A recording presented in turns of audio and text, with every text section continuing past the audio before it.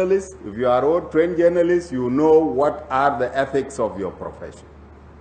And if you don't know it, then you are not a journalist.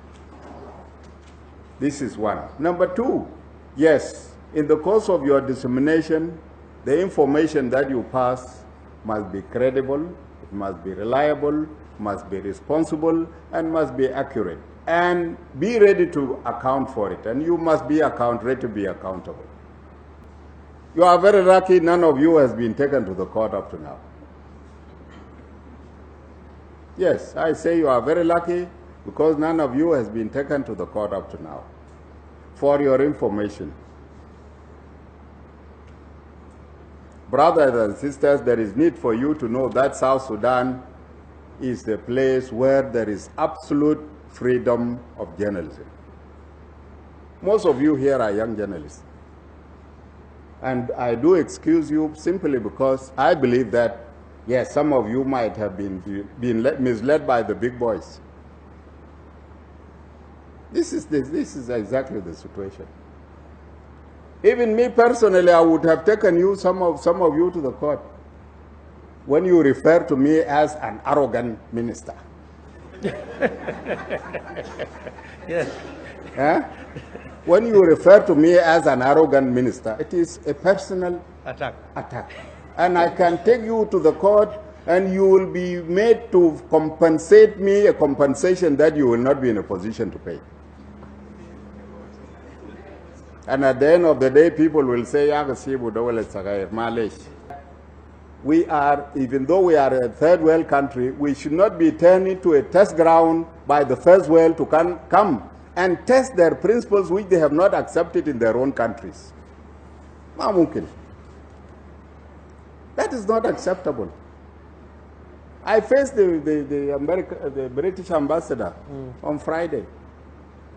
He was asking me about Radio Bakita. Why is Radio Bakita closed? I said, but who are you to come and ask me about Radio Bakita? Are you the one who paying the piper? So you call the tune?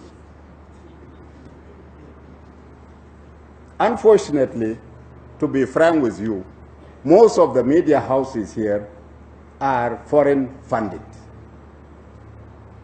And if they are foreign funded, then the English saying which says, he who pays the piper calls the tune.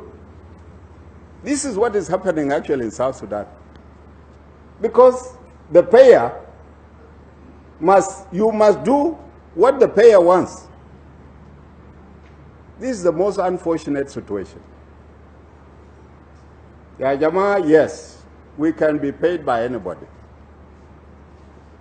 But in the first place, you are South Sudanese, and if you are South Sudanese, you are under responsibility as a South Sudanese. You are in charge of it is your duty to make sure that, to protect the interests of your nation. There is a new phenomenon which is now appearing for the first time. Here it says, since the crisis started, I hope that you have that paper. Since the crisis started on December the 15th, 2013, the social fabric of the people of South Sudan is at threat. Our unity in diversity was tested, and the unity of the country remains hanging on the balance.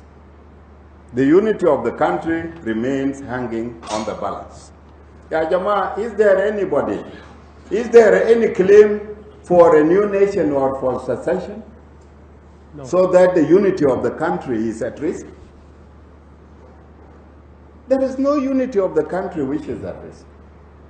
What the rebels want is the power. They want to take over power. They are not demanding secession. If they are not saying we are taking Upper Nile to be a nation to be called Upper Nile. And if we are journalists and we begin to write like this, we are actually creating a new situation altogether. And this is unbecoming. Yes, you want us to use our usual words. Yes.